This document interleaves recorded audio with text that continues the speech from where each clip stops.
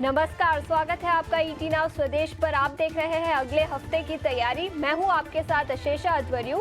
और सबसे पहले बाजारों की बात करते हैं। 3 हफ्ते की लगातार तेजी के बाद भारतीय बाजार इस हफ्ते लाल निशान में बंद होते हुए नजर आए।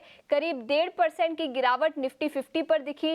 ब्रॉडर मार्केट्स में भी कमजोरी थी और बैंक निफ्टी में भी 1.5% से ज्यादा की गिरावट दिखी।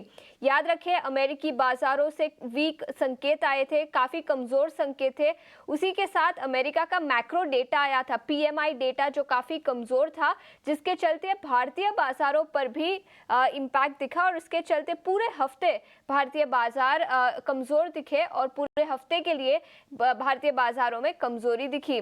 इंडिविजुअल स्टॉक्स की बात करें और इंडिविजुअल सेक्टर्स की बात करें तो निफ्टी 50 के टॉप लूजर्स में कोल इंडिया का नाम शामिल है। करीब 7% की गिरावट कोल इंडिया पर दिखी। इसी के साथ ओएनजीसी और टाटा मोटर्स में भी करीब 6 से 6.5% की कमजोरी इस हफ्ते दिखी। निफ्टी बैंक की बात करें तो यहां पर भी 1.5% की कमजोरी थी। फेडरल बैंक 6% की गिरावट के साथ बंद होता हुआ नजर आया। पंजाब नेशनल बैंक और बैंक ऑफ बड़ौदा, इन दोनों स्टॉक्स में भी करीब 5 से 5.5% की गिरावट दिखी।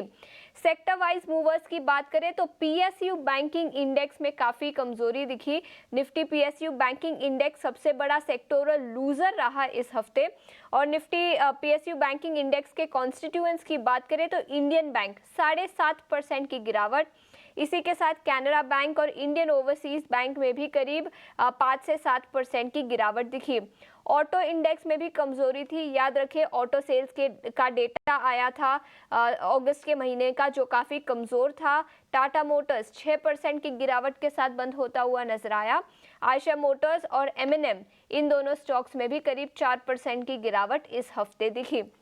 निफ्टी एफएमसीजी इंडेक्स की बात करते हैं। ये अकेला सेक्टोरल इंडेक्स था जो हरे निशान में बंद हुआ। और इसके कॉन्स्टिट्यूएंट्स की बात करें तो रैडिको खैतान 3% की तेजी, मैरिको और एचयूएल, इन स्टॉक्स में भी करीब 2 से 3% की तेजी इस हफ्ते दिखी। तो ये तो हुई बाजार की बात। ग्लोबल संकेत काफी कमजोर थे, जिसके चलते भारतीय बाजार कमजोर बंद होते हुए नजर आए इस हफ्ते के लिए। लेकिन बाजार पर विस्तार में चर्चा करने के लिए अब हमारे साथ मेहमान भी जुड़ चुके हैं। हमारे साथ Amardev Singh, senior vice president Angel One, और उसी के साथ Akshay Bhagwat, senior vice president JM financial services के जुड़ चुके हैं। अपना समय निकालकर ईटी नाउ स्वदेश के साथ जुड़ने के लिए शुक्रिया।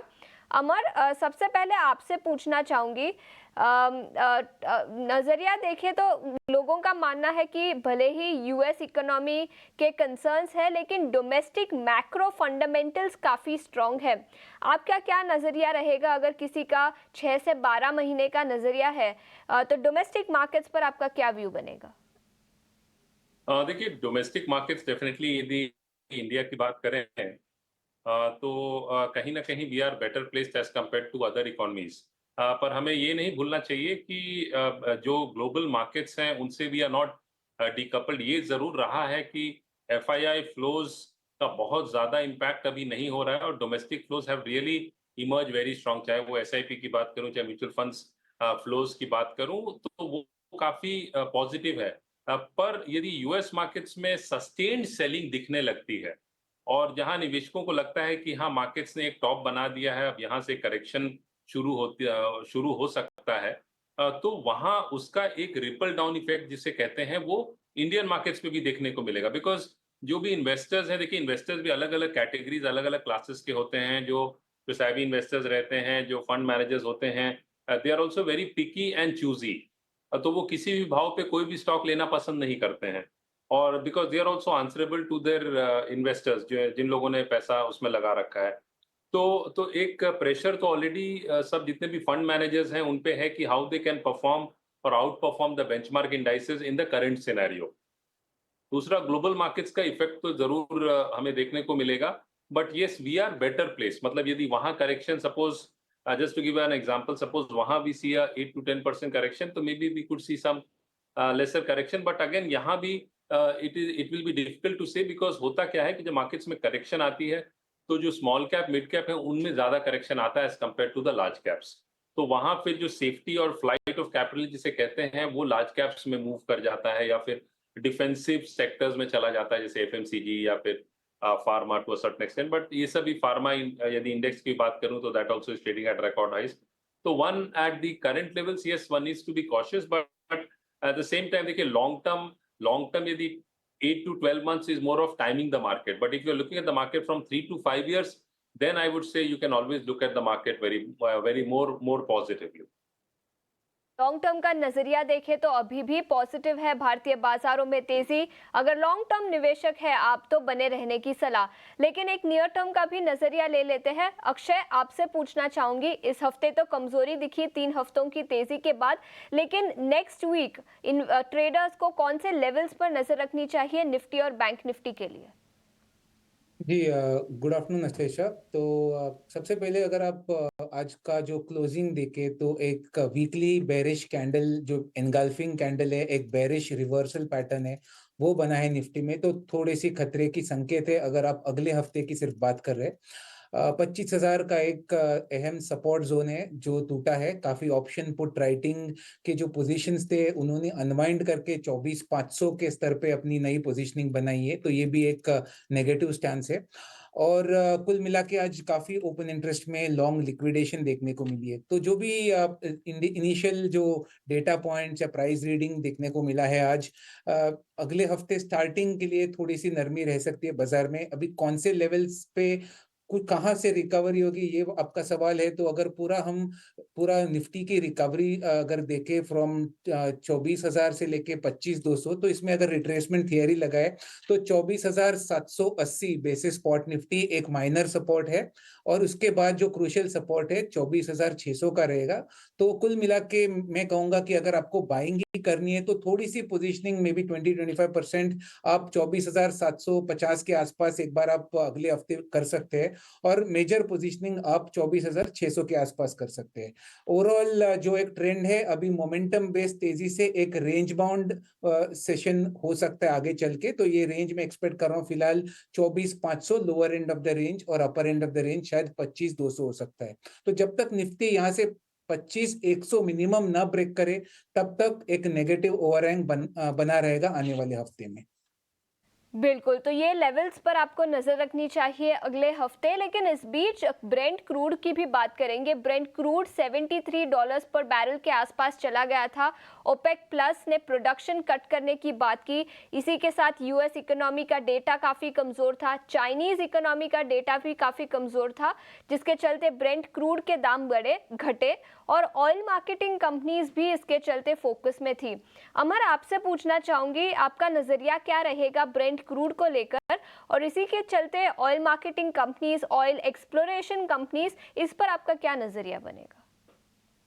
तो देखिए, ओवरऑल जैसा हम लोगों ने क्रैक देखा है, करेक्शन देखा है ब्रेंट क्रूड में, नेचुरल ब्रेंट क्रूड में, तो कहीं ना कहीं वो एक वीकनेस की तरफ तो डेफिनेटली संकेत करता है। और एक रिपोर्ट्स भी जैसी आ रही थी कि यूएस में there are recessionary fears in 2025 अगले साल, तो वो भी एक फैक्टर है। बट इसमें ओपेक किस तरह का स्टैंस लेता है, क्या वो आउटपुट को कट करते हैं to sustain crude oil prices, because वो नहीं चाहेंगे कि आइडियली उनके लिए ब्रेंट क्रूड यदि 80 और 85, 80-90 के बीच में रहे तो दे आर बेटर प्लेस। तो कहीं ना कहीं वो एक आउटपुट कट की तरफ जा सकते हैं। अब सवाल ये उठता है कि वो कब तक करते हैं और उसका कितना इम्पैक्ट प्राइसेस पे होता है। वो एक इम्पॉर्टेंट रोल प्ले करेगा, और जरूर उसका इफेक्ट जो है वो हमें स्टॉक्स में, इंडियन स्टॉक्स में देखने को मिला है। But at the current levels मेरी ये जरूर सलाह रहेगी, क्योंकि जैसे मैं सबसे पहले एचपीसीएल की बात करूं तो इसमें एक ऑलरेडी बहुत अच्छी खासी तेजी आने के बाद एक प्रॉफिट बुकिंग जैसा इसमें फिलहाल दिख रहा है। यदि मैं बीपीसीएल की बात करूं, भारत पेट्रोलियम में, तो यहाँ भी एक प्रॉफिट बुकिंग ही मुझे फिलहाल दिख रहा है। और यदि मैं आईओसी की बात करूं तो मोर और लेस यहाँ भी एक टॉपिंग पैटर्न ही फिलहाल दिख रहा है। तो अभी फिलहाल मैं ऑयल जो कंपनीज हैं इन सब में निवेश की सलाह तो अभी नहीं दूँ। बिल्कुल, तो निवेश की सलाह अभी ऑयल मार्केटिंग कंपनियों पर नहीं रहेगी। इस बीच डिफेंस शेयरों पर भी नजर डालते हैं। याद रखें, इस हफ्ते मिनिस्ट्री ऑफ डिफेंस ने करीब 1.5 लाख करोड़ के नए प्रोजेक्ट्स अप्रूव किए थे, जिसके चलते कई डिफेंस शेयरों में एक्शन रहा है। इन पर्टिकुलर मैस्काव डॉक पर नजर डालें तो करीब 4.5 से 5% की तेजी इस स्टॉक पर केवल इस हफ्ते में दिखी और कई सारे स्टॉक्स इस हफ्ते फोकस में थे। अक्षय, आपसे पूछना चाहूंगी, डिफेंस शेयरों पर आपकी क्या राय रहेगी और इन पर्टिकुलर मजगांव डॉक में जो तेजी दिखी है, क्या ये अगले हफ्ते कंटिन्यू हो सकती है? जी देखिए, डिफेंस की बात करें तो बिल्कुल जो आपने न्यूज़ का जिक्र करा, उसके चलते थोड़ा सा बाउंस बैक बहुत सारे स्टॉक्स में देखने को मिले थे। खासकर अगर मजगांव डॉक का व्यू देखें तो 4200 के स्तर से एक अच्छा रिकवरी दिखा था। बट आज जिस तरीके का सेलिंग प्रेशर दिखा है बाजार में, मिड कैप और स्मॉल कैप काउंटर्स में काफी सारे नेम्स में अच्छी खासी बिकवाली देखने को मिली है। और मजगांव डॉक ने जो 2 दिन का गेन, जो रिकवरी करी थी 4300 के स्तर से, almost 70-80% of the gains erase कर दिया है। तो वापस एक न्यूट्रल स्टैंस पे आ चुका है मजगांव डॉक, क्योंकि वो तेजी पूरी इरेज हो चुकी है। तो मैं एक रेंज बाउंड सेशन एक्सपेक्ट करूंगा आने वाले हफ्ते के लिए। 4200 आपका lower end of the support band है और 4800 अपर एंड ऑफ द बैंड है। तो ट्रेडिंग के अगर मौके आपको मजगांव डॉक में ढूंढने हैं तो थोड़ा सा आपको वापस 4200 के सपोर्ट के लिए वेट करना है। वहां पे अगर आता है स्टॉक तो बिल्कुल आप और एक बार ट्रेड ले सकते हैं बाय की तरफ। स्ट्रिक्टली ट्रेडिंग व्यू बनेगा, 4050 का स्टॉप लॉस बनेगा और वो सपोर्ट से रिकवरी करेगा तो 4650 और 4800 के टारगेट के साथ आप चल सकते हैं। तो ये राय है डिफेंस शेयरों पर और मैस्गांव डॉक में भी इस हफ्ते अच्छी तेजी दिखी। इस बीच बजाज फाइनेंस और बजाज फिनसर्व, इन दोनों ही स्टॉक्स पर भी इस हफ्ते फोकस था और अगले हफ्ते भी रहेगा। बजाज हाउसिंग फाइनेंस, जो बजाज फाइनेंस की 100% सब्सिडरी है, उसका आईपीओ अगले हफ्ते खुलेगा और सबकी नज़र इस आईपीओ पर रहेगी। अमर, आपसे पूछना चाहूंगी, सबसे पहले इस आईपीओ पर ही राय बताएं। रिटेल निवेशकों के लिए क्या राय बनेगी, क्या उनको इस आईपीओ में इन्वेस्ट करना चाहिए? और इसी के साथ बजाज फाइनेंस और बजाज फिनसर्व, इन दोनों स्टॉक्स पर भी आपकी क्या राय है? देखिए, बजाज का जो आईपीओ नेक्स्ट वीक आ रहा है, उसमें निवेशक यदि इन्वेस्ट करना चाहे तो जरूर कर सकते हैं, but they will have to keep a long term perspective. Ideally मतलब एटलीस्ट 12 to 18 मंथ्स का वो पर्सपेक्टिव लेके चले। I would say 12 to 24 months का पर्सपेक्टिव लेके चले, then that could be quite rewarding. या फिर जो लॉन्ग टर्म होल्ड करना चाहते हैं उनके लिए काफी अच्छा रहेगा, बिकॉज बजाज ग्रुप ने काफी अपना एक नाम बनाया है फाइनेंशियल मार्केट्स में। और उसका एक बेनिफिट, बिकॉज यदि मैं ये आईपीओ की बात करूं तो they are more into housing loans and also their ticket size is very low. वो करीब 50 लाख से कम का उनका टिकट साइज है, आई थिंक 45 लाख और सो से कम का टिकट साइज है। And that business is growing. Plus वो जो सेगमेंट है उसमें there is huge shortage of housing also across the country. तो the company stands to gain and the company has a very strong and credible management in place. तो उसका भी benefit company को मिलेगा। तो मैं निवेशकों को ये जरूर कहूंगा कि from a long term perspective they should look at the stock and hold on to that. Will be rather better rather than trying to exit once with whatever listing gains, if that happens. बिल्कुल, तो और Bajaj finance, या Bajaj finance की बात करूं तो Bajaj finance जो है फिलहाल इसमें मतलब कोई वैसी इधर कुछ थोड़ी बहुत तेजी देखने को मिली है। बट यदि मैं लॉन्ग टर्म बात करूं तो फिलहाल ये काफी कंसोलिडेशन में ही चल रहा है और वैसी कुछ इसमें ट्रिगर पॉइंट्स नहीं दिख रही हैं। Bajaj Finserv comparatively is better in that sense. तो यदि निवेशक दोनों में से किसी को चूज करना चाहते हैं तो Bajaj Finserv is a better option.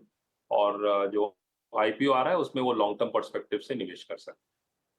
बिल्कुल, तो बजाज हाउसिंग फाइनेंस के आईपीओ पर अगर आपका लॉन्ग टर्म का नजरिया है तो सब्सक्राइब करने की सलाह रहेगी। इस बीच रिलायंस इंडस्ट्रीज की भी बड़ी खबर आई थी इस हफ्ते। बोर्ड ऑफ डायरेक्टर्स ने बोनस इश्यू अप्रूव किया 1:1 के रेशियो में। अक्षय, आपसे पूछना चाहूंगी, निफ्टी हैवीवेट्स पर आपकी क्या राय रहेगी? रिलायंस इंडस्ट्रीज, एचडीएफसी बैंक और आईसीआईसीआई बैंक, इन तीनों स्टॉक्स की चाल अगले हफ्ते कैसी रह सकती है? जी देखिए, सबसे पहले अगर रिलायंस की बात करें तो टेक्निकली आज 3000 का एक सपोर्ट स्तर ब्रेक करा है, तो एक शॉर्ट टर्म नेगेटिव डेवलपमेंट है। और अगर आने वाले हफ्ते की भी आप बात करें तो आज का जो ब्रेकडाउन देखने को मिला है उसके चलते जो डाउनसाइड सपोर्ट अभी ओपन अप हो रहा है या डाउनसाइड टारगेट्स बनेगा करीबन 2890 से 2900 का बनेगा। तो कुछ भी आपको बाइंग करनी है, ट्रेडिंग के मौके ढूंढने हैं तो मेरे हिसाब से 2900 के लेवल के लिए आपको वेट करना है। वहां आए तो एक बार वॉल्यूम्स, डिलीवरी एक्शन और डेरिवेटिव्स पैरामीटर्स पे रिव्यू हो जाएगा, पर फिलहाल 2900 का सपोर्ट है जहां पे रिलायंस पे एक रिव्यू ले लेंगे। तो फिलहाल वेट एंड वॉच और बाय ना करने की सलाह रहेगी। एचडीएफसी बैंक की बात करें तो काफी रेंज के दायरे में सीमित है।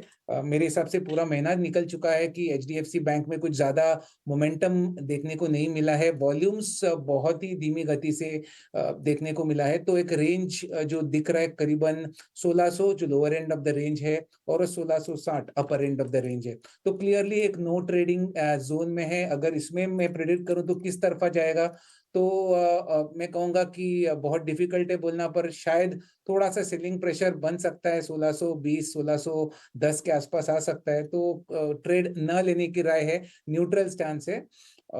तीसरा स्टॉक आशीष आप दोहराएंगी नाम, मैं मिस कर गया उसको। ICICI bank.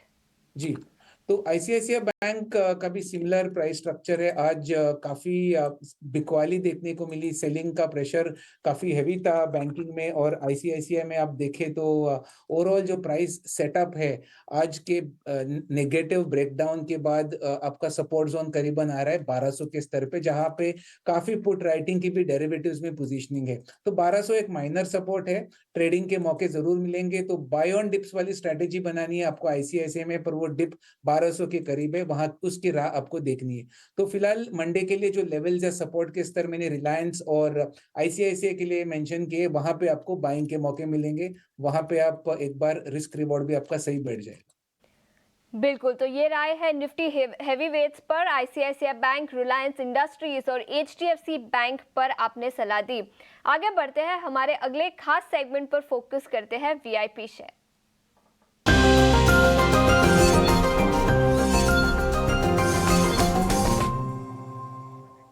अमर, सबसे पहले आप बताएं आपके स्टॉक आइडियाज क्या रहेंगे फंडामेंटल्स पर।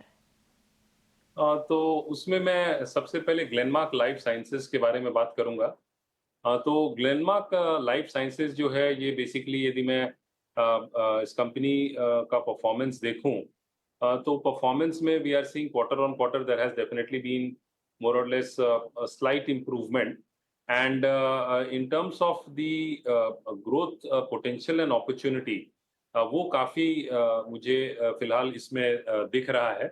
और यदि मैं स्पेसिफिक्स की बारे में बात करूं तो कंपनी की जो ग्रोथ है वो इनकी जो they are into very specialised selective high value active pharmaceutical ingredients से बनाते हैं और इनके जो प्रोडक्ट्स हैं वो they are quite well recognised in the market. तो तो in that sense this is one company which one can look at. और कंपनी जो है वो एक्सपेंशन प्लान्स में जा चुकी है। तो इनकी जो ब्राउनफील्ड एक्सपेंशन एक प्रोजेक्ट आ रही है, अंकलेश्वर में आ रहे हैं, फिर दहेज में इनका एक और प्रोजेक्ट आ रहा है, फिर शोलापुर में आ रहा है। तो these are certain projects which will come I would say into production in the next couple of years, so that also will help the company significantly। तो इसे लॉन्ग टर्म पर्सपेक्टिव से देख सकते हैं। ये अभी मार्केट कैप इस company का रफली अराउंड 14,000 करोड़ है। तो this is one stock on any correction on any dip can be a buying opportunity. यदि कोई शॉर्ट टर्म पर्सपेक्टिव से देखना चाहता है तो बाइंग कर सकता है with a target of 1230 and a stop loss below 1100 levels. या फिर कोई लॉन्ग टर्म पर्सपेक्टिव से भी देखना चाहता है तो this can be a stock which one can look eight from a stock SIP mode on any significant corrections। बिल्कुल, तो ग्लेनमार्क फार्मा पर खरीदारी की राय और एसबीआई कार्ड्स पर भी खरीदारी की राय, 870 रुपए प्रति शेयर का लक्ष्य। अक्षय, फटाफट से आप अपने ट्रेडिंग आइडियाज भी बता दीजिए। जी एक ही रिकमेंडेशन है मेरा, ओएनजीसी जिसका आज 308 के स्तर पे क्लोज हुआ है। ब्रॉडर 1.5-2 महीने का आप प्राइस एक्शन देखे तो स्टॉक में बार बार 305 310 के स्तर से बाउंस बैक की एक हिस्टोरिकल ट्रेंड देखने को मिली है। और जिस तरीके का आज वॉल्यूम्स और प्राइस एक्शन जहां से लो से रिकवर करा है स्टॉक सपोर्ट एरिया से, तो मेरा मानना है कि वापस यही सपोर्ट एरिया से स्टॉक में रिकवर होने का पोटेंशियल बहुत ज्यादा है। तो ओएनजीसी आप बाय करें करंट मार्केट प्राइस पे मंडे पे, तो इसमें आपका टारगेट एरिया 320 ये आपका फर्स्ट टारगेट है, 327 ये आपका सेकंड टारगेट है, और ये ट्रेड में 294 का आपका स्टॉप लॉस रहेगा। अक्षय और अमर, बहुत बहुत शुक्रिया अपना समय लेकर ईटी नाउ स्वदेश के साथ जुड़ने के लिए। लेकिन इतना ही समय था हमारे पास इस शो पर। जाते जाते हम आपको बताएंगे अगले हफ्ते कौन से बड़े ट्रिगर्स और इवेंट्स को पर आपको नजर रखनी चाहिए। तृप्ति अब हमारे साथ जुड़ चुकी है। बिल्कुल, वरुण हमारे साथ अब जुड़ चुके हैं। वरुण बताएंगे। देखिए, अगले हफ्ते का श्री गणेश तो हम त्योहारी सीजन के साथ करने वाले हैं, क्योंकि कल से गणेश चतुर्थी की शुरुआत हो रही है। तो सबसे पहले तो आप सभी को गणेश चतुर्थी की ढेरों शुभकामनाएं। इसके अलावा कॉर्पोरेट इवेंट्स की बात करें तो यहाँ पे कल बोर्ड की बैठक है। मुथूट फाइनेंस की फंड रेजिंग पे विचार करेंगे। चोला फाइनेंस होल्डिंग्स इसकी एजीएम है। इसके अलावा ग्लोबल अगर बात करें तो चाइना का ट्रेड डेटा और फॉरेक्स रिजर्व्स के डेटा आने वाले हैं। तो ये इंपॉर्टेंट इवेंट है ओवर द वीकेंड, जिस पे आपको नजर रखनी है। अगले हफ्ते में सबसे पहले सोमवार यानी कि 9 तारीख की हम बात करें तो यहाँ पे जीएसटी काउंसिल की बैठक होने वाली है और काफ़ी सारी चीज़ें जो है इससे निकल के आ सकती है, जिसका इम्पैक्ट मार्केट पे आपको देखने मिलेगा। इसके लिए यहाँ पे आपको सबसे खास नज़र रखनी है। कॉर्पोरेट इवेंट्स में अगर आप देखेंगे तो पीएनबी हाउसिंग बोर्ड की बैठक है फंड रेजिंग के लिए। इसके अलावा कुछ स्टॉक्स जैसे कि capri global, GSFC Gujarat gas, strides pharma x dividend trade करने वाले हैं। Bajaj housing finance much awaited Bajaj group का आईपीओ है, जो कि ऑलमोस्ट 3 डेकेड्स बाद अब बजाज ग्रुप का कोई आईपीओ आ रहा है। सोमवार को ये खुलेगा, तो इस पे आपको अपनी खास नज़र रखनी है। ग्लोबली बात करें तो यूएस में होलसेल इन्वेंट्रीज, चाइना का पीपीआई, सीपीआई और जापान का जीडीपी नंबर्स आने वाले हैं। इसके अलावा और एक इम्पॉर्टेंट इवेंट है सोमवार को, और वो है एप्पल के आईफोन 16 का लॉन्च। और काफ़ी सारे लोग एप्पल आईफोन को पसंद करते हैं, तो जाहिर सी बात है उनके लिए ये एक मेजर इवेंट हो जाता है। अब बात करते हैं 10 सितंबर की, तो कॉर्पोरेट इवेंट्स में दीपक फर्टिलाइज़र की एजीएम है। वेदांता का जो 20 रुपये का डिविडेंड इन्होंने अनाउंस किया था, उसकी यहाँ पे एक्स डेट है। वहीं यूके में